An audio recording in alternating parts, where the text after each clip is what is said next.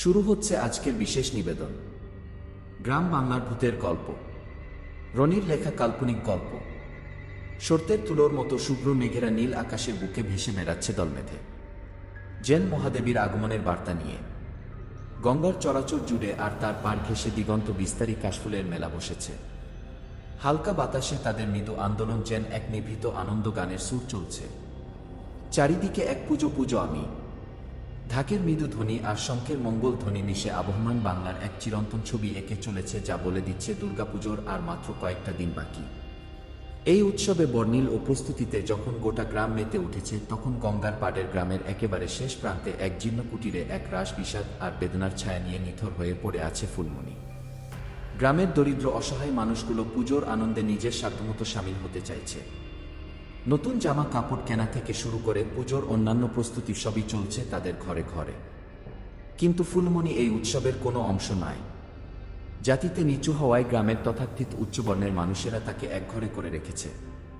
এড়িয়ে চলে তার বাড়ির পথ। তাই কেউ বিশেষ এক তার খোঁজ নিতে যায় না। আর ইদানিং তার মধ্যে এক অদ্ভুত পরিবর্তন লক্ষ্য করেছে গ্রামের সকলে। গ্রামের মাতব্বর মোলায়েম মুখার্জি এবছর নিজের পারিবারিক পুজোর পাশাপাশি নতুন করে গড়ে উঠায় গ্রামের ক্লাবেও প্রথমবার পুজোর আয়োজন করছেন। গ্রামের সকলেই সেই উৎসবের প্রস্তুতিতে মগ্ন। কিন্তু ফুলমণি তাতে কোনো ভ্রুক্ষেপ নেই। তার মধ্যে ইদানিং এক বড় সমস্যা দেখা দিয়েছে। যে সমস্ত প্রাণীরা মানুষের আশেপাশে নিজ কি সাধারণ এবং ক্ষুদ্র রূপে বিরাজ করে, যেমন টিকটিকি আর সোলাপিপ ডেফোডিন, এদের দেখলেও তার বুকটা আটকে ওঠে। শ্বাস প্রশ্বাস ভারী হয়ে আসে। বুকের ভেতর কেমন এক টনটনে অনুভূতি হয়।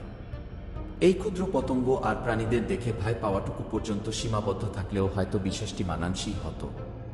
কিন্তু জল অনেক দূর গড়িয়েছে। গ্রামের লোক এখন বলাবলি করছে। ফুলমণির মাথা ঠিক নেই। দিনে দিনে সে যেন এক আস্ত পাগলিতে পরিণত হচ্ছে। সেদিন সন্ধে বেলায় যখন ক্লাবের পূজা কমিটির মিটিং শেষ হলেও, তখনই ফুলমণিকে নিয়ে আলোচনা তুঙ্গে উঠল। সভায় বীরেন ঘোষাল, ইন্দ্রনীল সামন্ত, গজেন্দ্রনাথ রায়, ব্রজভূষণ রায়, নীলকান্ত সমাদ্দার, এই সমস্ত বিশিষ্টজনেরা উপস্থিত ছিলেন। তাদের কেউ ছোটখাটো ব্যবসা করেন, কেউ বা শহরের পাটকলে চাকরি। তাদের প্রত্যেকেই ফুলমণির এই পরিবর্তন লক্ষ্য করেছিলেন। আলোচনার এক পর্যায়ে ব্রজভূষণ বাবু বললেন, ফুলমণিকে দেখেছেন তো? স্বামীটা নিরুদ্দেশ হয়ে গেল। তারপর থেকে কেমন যেন বদলে গেছে। ইন্দ্রনীল বাবু তৎক্ষণাৎ ঝাঝালো গলায় বললেন, ব্যাস হয় জানা যায় ও মা সুবিধে নয় গিলে খেয়েছে নিজের স্বামীকে।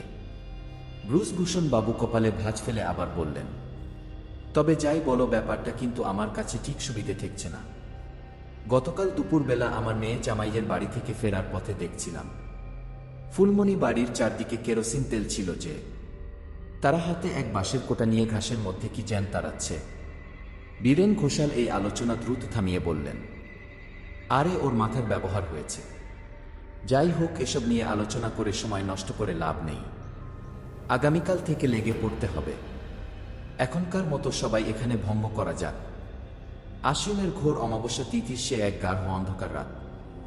গ্রাম্য নিস্তব্ধতা যেন এক অলৌকিক চাদরে ঢেকে আছে। কেবল চিনি পোকার একঘেয়ে ডাক আর দূর থেকে ভেসে আসা শিয়ালের হুক্কা হুইয়া ছাড়া আর কোনো শব্দ নেই।